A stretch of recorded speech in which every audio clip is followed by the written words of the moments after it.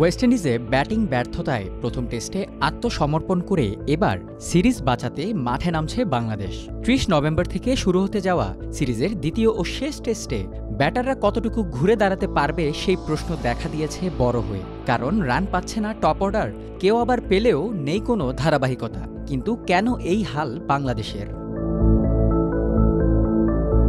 চলতি বছরের আগস্টে পাকিস্তানকে তাদের মাটিতেই ২-০ ব্যবধানে হারিয়ে টেস্ট সিরিজ জিতে নেয় বাংলাদেশ।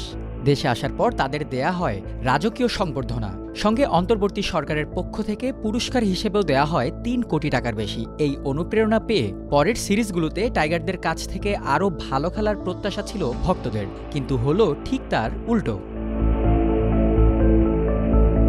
পাকিস্তান সিরিজের পর থেকেই যেন ছন্নছাড়া হয়ে পড়ে বাংলাদেশ দল। ভারতে গিয়ে ২ টেস্টের একটিতে টাইগাররা হারে ২৮০ রানে, অন্যটিতে ৭ উইকেটে।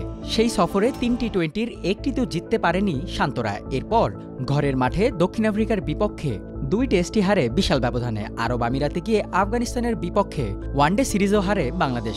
আর ওয়েস্ট ইন্ডিজে তো প্রথম টেস্টেই ২০১ রানে হারের মুখ দেখে বাংলাদেশ। এই সব হারে একটি কমন জিনিস চোখে পড়ে সবার, তা হলো ব্যাটিং ব্যর্থতা। বিশেষ করে টপ অর্ডার যেন দাঁড়াতেই পারেনি কোনো দলের বিপক্ষে। বাংলাদেশের বর্তমান টেস্ট দলের কথা চিন্তা করলে টপ অর্ডারে ব্যাট করেন মাহমুদুল হাসান, সাদমান ইসলাম, জাকির হাসান, সাদাত হোসেন, এই ৪ জন। সঙ্গে আছেন অভিজ্ঞ মমিনুল হক। ২০২১ থেকে এখন পর্যন্ত ১৬টি টেস্ট খেলে মাত্র ২৪ ব্যাটিং গড় মাহমুদুলের। ২০১৮ থেকে ১৯টি টেস্ট খেলে সাদমানের ব্যাটিং গড় ২৩। ১৩ টেস্ট খেলা জাকির হাসানের গড় প্রায় ২৪, আর ৫ টেস্ট খেলা সাদাতের গড় মাত্র ১৪।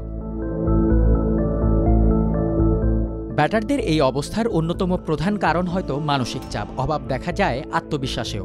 নয়তো অনুশীলনে নিজের সেরাটা দিতে পারলেও কেনই বা ম্যাচে গিয়ে ছন্নছাড়া হয়ে পড়েন তারা। যে বল ছাড়া দরকার সেই বলেই কনফিউজড হয়ে খোঁচা লাগিয়ে হন আউট।